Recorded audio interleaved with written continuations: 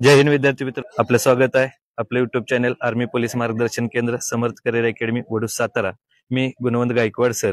मित्र 2025 याच्यामध्ये जे पोलीस भरती आता निघणार आहे याच्या जागा तर आपण पाहतोय जाहीर झालेल्या आहेत आणि याचे फॉर्म हे देखील ऑक्टोबर महिन्यात सुरू होण्याची दाट संभावना आहे।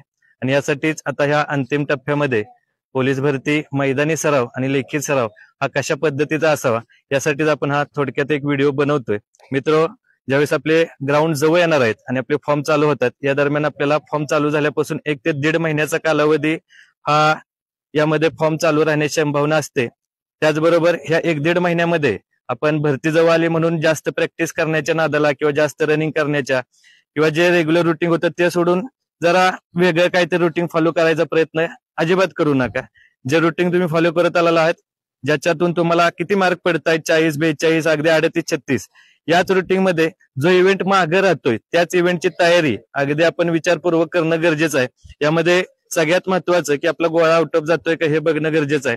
त्याचबरोबर 100 मीटर साठी अगदी न पाहिजे 10 ते 12 मार्कात जरी टाइम येत असेल तरी ते पुरेसे आउट ऑफच्या मागे जास्त लागण्यात अर्थ नाही। 100 मीटरचा प्रत्येकच मुलाला ते आउट ऑफ जमेल असंही नाही आणि टोटल मार्कामध्ये 12 मार्क जरी 100 मीटरचे होत असतील तरी देखील आपली 50 पैकी टोटल चांगली होत असते। यामध्ये 1600 मीटर मात्र आपण 5:50च्या आत एवढे तरी आपल्याला करणं गरजेचं आहे। आणि हे सगळं करत असताना यामध्ये आपण गेले किती दिवस झालं प्रॅक्टिस करतोय, 6 महिने, 1 वर्ष, 3 महिने, या मागच्या टाइम नुसारच तुम्हाला काय होतंय तर सराव आता कसा केला पाहिजे याकडे लक्ष द्यावं लागेल। भरती निघणार आहे, आता सराव चालू करतोय आणि भरती निघले म्हणून आपलं उठलाय, रोज प्रॅक्टिस करतोय, कुठं डोंगर मारतोय, पायऱ्या मारतोय, काहीतरी वर्कआउट चालू आहेत, अचानकच प्रॅक्टिस वाढवलं तर 100% आज चालू केलेलं प्रॅक्टिस 1 ते 1.5 महिन्यानंतर तुम्हाला तुमचा जो फिटनेस असतो किंवा तुमची जी एनर्जी असते ही लॉस करते।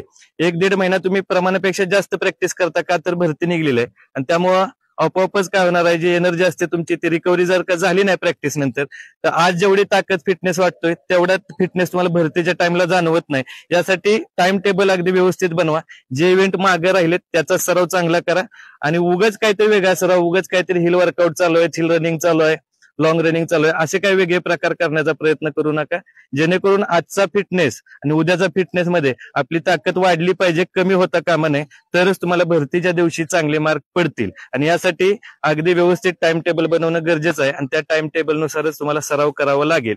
जय हिंद, जय महाराष्ट्र।